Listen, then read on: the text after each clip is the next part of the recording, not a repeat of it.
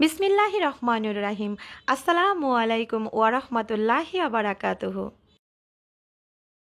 আজকে আমি আপনাদের মাঝে একটা নতুন রেসিপি নিয়ে হাজির হয়েছি। রেসিপিটি হলো কচুরমুখির ভর্তা। মজাদার রেসিপি। এটি খাওয়ার মজাই আলাদা। কচুরমুখির ভর্তা তো এক একজনে এক একভাবে তৈরি করে থাকেন। আমি যেহেতু বিক্রমপুরের মেয়ে, আমি সবসময় আপনাদের সাথে শেয়ার করে থাকি আমাদের বিক্রমপুরের মজার মজার ভর্তার রেসিপিগুলো।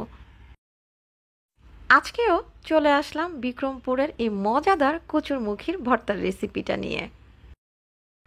আমরা সবাই বিভিন্ন ধরনের রেসিপি তৈরি করে থাকি। ভিন্ন ভিন্ন রেসিপির স্বাদ ভিন্ন হয়। যেমন কচুরমুখী রান্না করলে এক টেস্ট পাওয়া যায়, আবার কচুরমুখির ভর্তা করলে ভিন্ন টেস্ট পাওয়া যায়। সবজির মধ্যে কচুরমুখী আমার কাছে একটু বেশি পছন্দের। আমরা সবাই কচুরমুখী রান্না করেই খাই। বিশেষ করে ইলিশ মাছ দিয়ে কচুরমুখির তুলনাই হয় না। আজ একটু ভিন্নভাবেই এই কচুরমুখির ভর্তার রেসিপিটা আপনাদের সাথে শেয়ার করছি। আমি ছোটবেলা থেকে আমার মা এবং নানিকে যেভাবে কচুরমুখির ভর্তাটা তৈরি করতে দেখেছি, ঠিক সেই পদ্ধতিতেই আপনাদের সাথে শেয়ার করছি। আশা করি আমার এই রেসিপিটা আপনাদের কাছে অত্যন্ত ভালো লাগবে। যে যতটুকু ভর্তা তৈরি করবেন ঠিক সেই আন্দাজেই কিন্তু কচুরমুখিটা নেওয়ার চেষ্টা করবেন। আমি এখানে হাফ কেজি পরিমাণ কচুরমুখী নিয়েছি। আর কচুরমুখিতে কিন্তু প্রচুর পরিমাণে মাটি থাকে, খুব ভালোভাবে ধুয়ে পরিষ্কার করে নিতে হবে, পানিটা বারবার পাল্টে পাল্টে। কচুরমুখিগুলো খুব ভালোভাবে ধুয়ে পরিষ্কার করে একটা হাঁড়িতে পরিমাণ মতো পানি দিয়ে চুলাতে বসিয়ে দিয়েছি। কচুরমুখিগুলো সিদ্ধ হতে হতে এই দিকে আমি পরিষ্কার করে নিচ্ছি চিংড়ি মাছগুলো। আগেই বলেছি খুব মজাদার কচুরমুখির ভর্তা তৈরি করে দেখাবো আপনাদেরকে। আর সেটা হলো চিংড়ি মাছ দিয়ে কচুরমুখির ভর্তা। চিংড়ি মাছ দিয়ে কচুরমুখির ভর্তা যদি একবার খান তাহলে কিন্তু বারবার খেতে চাইবেন, এতটাই মুখে লেগে থাকার মতো স্বাদ। চিংড়ি মাছের পরিমাণটা আপনাদের যার যেরকম ইচ্ছা ঠিক সে সেরকম দিতে পারেন, তবে চিংড়ি মাছ একটু বেশি দিলে খেতে অনেক বেশি ভালো লাগে। এখানে আমি হাফ কেজি চিংড়ি মাছ নিয়েছি। আর চিংড়ি মাছটা কিন্তু অবশ্যই ভর্তাতে দেওয়ার জন্য উপরের খোসাটা ফেলে দিতে হবে। আর কেউ যদি চান যে উপরের খোসাটা ফেলবেন না, সেক্ষেত্রেও আপনারা আপনাদের পছন্দ মতো ভর্তা তৈরি করতে পারবেন। তবে উপরের খোসাটা ফেলে দিলেই কিন্তু ভর্তাতে খেতে বেশি ভালো লাগে।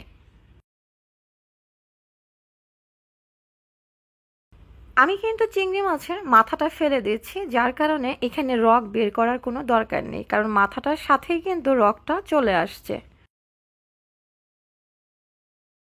রগ বের করে কিভাবে চিংড়ি মাছ পরিষ্কার করতে হয় তার কয়েকটা ভিডিও কিন্তু আমার চ্যানেলে দেয়া আছে।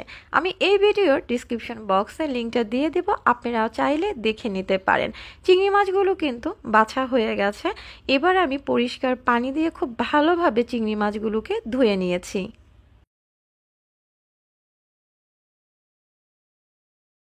কচুরমুখিগুলো কিন্তু বলক উঠে গেছে আর অনেকটা কিন্তু সিদ্ধ হয়ে গেছে। তবে কচুরমুখিটা কিন্তু একটু ভালোভাবে সিদ্ধ করে নিতে হবে, মোটামুটি 20 থেকে 25 মিনিটের মতো। অনেক ক্ষেত্রে দেখা যায় অনেক কচুরমুখী কিন্তু ভালোভাবে সিদ্ধ হয়ে যায়, আবার অনেকটা আছে যে একেবারে শক্তই থেকে যায়, যার কারণে কচুরমুখিগুলো একটু ভালোভাবে সময় নিয়ে সিদ্ধ করে নেবেন। আমি কিন্তু চাপ দিয়ে আপনাদেরকে দেখিয়ে দিয়েছি যে চাপ দিতেই কিন্তু গলে যাচ্ছে। ঠিক এই পর্যায়ে যখন আসবে তখনই কিন্তু কচুরমুখিগুলোকে নামিয়ে নিতে হবে। এবার আমি কচুরমুখিগুলোকে একটা প্লেটে ঢেলে নিচ্ছি পানিটা ঝরিয়ে। চুলাতে একটা ফ্রাই প্যান বসিয়েছি আর এখানে দিয়ে দিলাম শুকনো মরিচ। আপনারা যে যেরকম ঝাল খাবেন ভর্তাতে ঠিক সে আন্দাজেই কিন্তু শুকনো মরিচটা ভেজে নেবেন। অনেকে আমাকে প্রশ্ন করেন, আপু এত ঝাল কিভাবে খাও, এটা কি করে করো, ওইটা কি করে করো। আরে ভর্তা যদি ঝাল না হয় তাহলে কি খেতে ভালো লাগে? তারপর এটা কচুরমুখির ভর্তা, ঝালটা খুব বেশি দেওয়া যাবে না, কারণ কচুরমুখির ভর্তাটা খুব বেশি ঝাল হলে খেতে ভালো লাগে না। আমি কচুরমুখীর ভর্তার সাথে বেগুন ভর্তাও করেছি, যার কারণে দুই পদের ভর্তার জন্য এখানে শুকনো মরিচটা ভেজে নিলাম। আবার অনেকে আমাকে প্রশ্ন করবে, আপু কচুরমুখীর ভর্তার জন্য এতগুলো শুকনো মরিচ তুমি খাবে? তোমার তো আলসার হয়ে যাবে, গ্যাস্ট্রিক হয়ে যাবে। না বাবা, এখানে দুইটা ভর্তার জন্য আমি শুকনো মরিচটা পুড়িয়েছি। আর আপনারা যে যেরকম ভর্তা তৈরি করবেন সেখানে আপনারা আপনাদের পছন্দ মতো শুকনো মরিচ কিংবা কাঁচা মরিচ দিয়ে ভর্তা তৈরি করতে পারেন। এবার আমি ফ্রাই প্যানে 3 টেবিল চামচ পরিমাণ সরিষার তেল গরম করে 1 কাপ পরিমাণ পেঁয়াজ কুচি আর 1/4 কাপ পরিমাণ রসুনের কোয়া দিয়ে দিলাম। এবার খুব ভালোভাবে আমি পেঁয়াজ আর রসুনের কোয়াটাকে ভেজে নিয়েছি। অনেকেই চাইলে আপনারা কাঁচা পেঁয়াজ দিয়েও এই ভর্তাটা তৈরি করতে পারেন, তবে কচুরমুখীর ভর্তাতে যদি আপনি পেঁয়াজ আর রসুনটা ভেজে দেন সেই ক্ষেত্রে কিন্তু ভর্তার টেস্ট দ্বিগুণ হয়ে যায়। লক্ষ্য রাখবেন রসুনটা যাতে কাঁচা না থাকে। এবার আমি পেঁয়াজ আর রসুনটা নামিয়ে একই ফ্রাই প্যানে ভেজে নিয়েছি চিংড়ি মাছগুলো। চিংড়ি মাছগুলো খুব বেশি সময় ভাজতে হবে না, যাতে চিংড়ি মাছগুলো আবার শক্ত না হয়ে যায়। চিংড়ি মাছের সাথে অ্যাড করে দিলাম 1 টেবিল চামচ পরিমাণ সরিষার তেল। অনেকেই আমাকে প্রশ্ন করে থাকেন, আপু সয়াবিন তেল দিয়ে খেলে হবে না? হবে না কেন, অবশ্যই হবে। আমি সরিষার তেল খাই বিধায় প্রত্যেকটা তরকারি ভর্তা ভাজিতে আমি সরিষার তেল অ্যাড করি। আপনারা যারা সরিষার তেল খান না তারা সয়াবিন তেল দিয়ে রান্নবেন, তবে সরিষার তেলের খাবার কিন্তু অনেক অনেক বেশি সুস্বাদু হয়ে থাকে আর শরীরের জন্যও কিন্তু অনেক উপকারী। চিংড়ি মাছগুলো কিন্তু ভাজা হয়ে গেছে, এর চাইতে আর বেশি ভাজবো না। এবার ভর্তাটা তৈরি করে দেখাচ্ছি।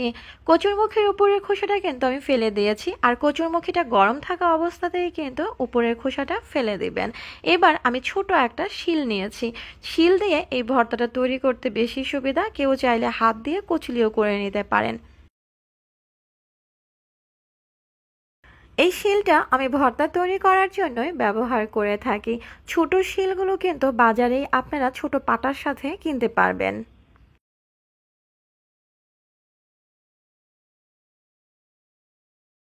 চিংড়ি মাছগুলো কিন্তু একদম ঝুরো ঝুরো হয়ে গেছে। এবার আমি কচুরমুখীটা একইভাবে চাপ দিয়ে চাপ দিয়ে ভেঙে নিচ্ছি। আমি আগেই বলেছি কেউ চাইলে হাত দিয়েও করে নিতে পারেন কুচলিয়ে, অথবা কারো কাছে যদি এরকম ছোট শিল না থাকে সেক্ষেত্রে হামার কিংবা দস্তা দিয়েও কিন্তু চাপ দিয়ে এই ভর্তাটা তৈরি করতে পারবেন।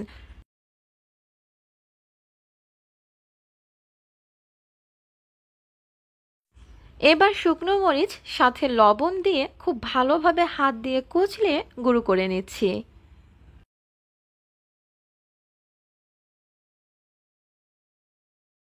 অনেকে আমাকে বলে থাকেন, আপু এত কথা বলো কেন? আচ্ছা, কথা না বললে আমি কিভাবে বুঝাবো আপনাদেরকে? এখানে কিন্তু সবগুলো শুকনো মরিচ গুঁড়ো করা হয়ে গেছে। এখন সাথে দিয়ে দিয়েছি আমি ধনেপাতা কুচি। ধনেপাতাটা আমি এখানে 2 টেবিল চামচ পরিমাণ দিয়েছি।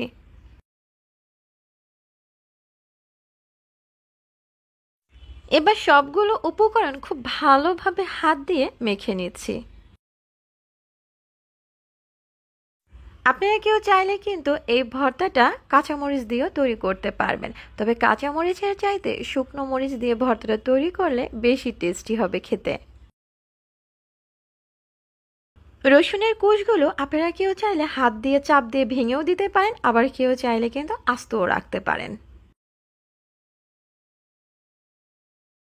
আর সব শেষ দিয়ে দিচ্ছি কাঁচা সরিষার তেল। কাঁচা সরিষার তেল না দিলে তো ভর্তা খাওয়ার স্বাদই পাবেন না। এখানে আমি দিয়ে দিয়েছি 2 টেবিল চামচ পরিমাণ সরিষার তেল। সরিষার তেলটা দিয়ে ভালোভাবে মিক্স করে নিচ্ছি। আর অবশ্যই কিন্তু ভর্তাটা তৈরি করার পর দেখবেন লবণটা ঠিক আছে কিনা। ভর্তায় যদি ঝাল লবণ ঠিক না থাকে তাহলে তো মনেই হবে না যে আপনি ভর্তা খাচ্ছেন।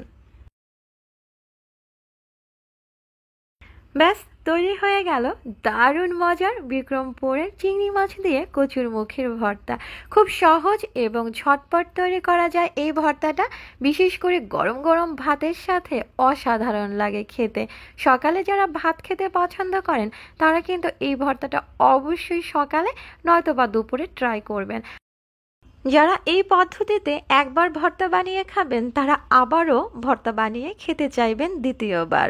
এতটাই মজাদার এই ভর্তা। আর এখন তো বাজারে প্রচুর পরিমাণে কচুরমুখী পাওয়া যায়, বাজার থেকে কিনে ঝটপট এই ভর্তাটা তৈরি করে খেয়ে দেখুন। এভাবে ভর্তা তৈরি করে আপনি কিন্তু নর্মাল ফ্রিজে 7 দিন পর্যন্ত রেখে খেতে পারবেন, তবে একটা এয়ারটাইট বক্সে ভরে রাখবেন। এতে করে ভর্তাটা খুব ভালো থাকবে। যারা নাকি প্রতিদিন ভর্তা বানাতে চান না কিংবা যাদের সময় নেই, তারা কিন্তু একদিনে ভর্তাটা তৈরি করে 7 দিন পর্যন্ত খেতে পারবেন। তাহলে প্রিয় দর্শক, আজকে আর কোনো কথা নয়, আবার দেখা হবে সামনে যে কোনো আরেকটা নতুন রেসিপি নিয়ে। সেই পর্যন্ত আপনারা সবাই ভালো থাকেন এবং সুস্থ থাকেন সেই প্রত্যাশায় আজকের মতো এখানেই বিদায় নিচ্ছি। আল্লাহ হাফেজ।